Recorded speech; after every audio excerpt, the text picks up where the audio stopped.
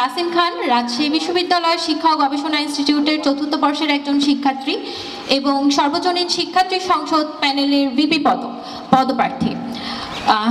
আসলে আমি এইখানে আমাদের প্যানেল এবং আমার পরিচয় এই কথা বলতে পারি না যে আমাদের প্যানেলে আমি জিএস পদে একজনকে রাখছি, আমি এজিএস পদে আরেকজনকে এভাবে রেখেছি, কারণ আমাদের ঘটনাটা ভিন্ন।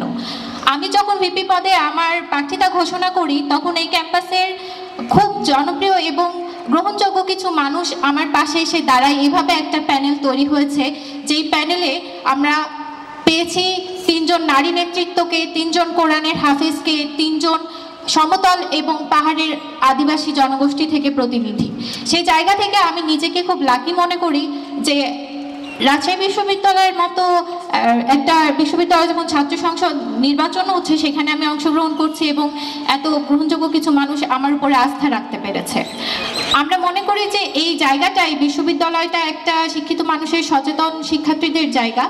তাই আমরা এখানে কোনো মুখরোচক ইশতেহার দিয়ে শিক্ষার্থীদের দৃষ্টি আকর্ষণ করতে চাইনি। রাকসুর গঠনতন্ত্র আমাদেরকে যতটুকু ক্ষমতা দিচ্ছে সেই ক্ষমতাকে মাথায় রেখে আমাদের যতটুকু সক্ষমতা সেটাকে সম্পূর্ণ ব্যবহার করে আমরা 12টি বাস্তবসম্মত ইশতেহার নিয়ে এই নির্বাচনে অংশগ্রহণ করছি এবং আমরা এইটুকু প্রমিস করে যেতে পারি যে রাকসুর যে 1 বছর আমরা সময় পাবো যদি আমরা নির্বাচিত হই, আমরা আমাদের প্রত্যেকটা অঙ্গীকার পূর্ণ করে যাব।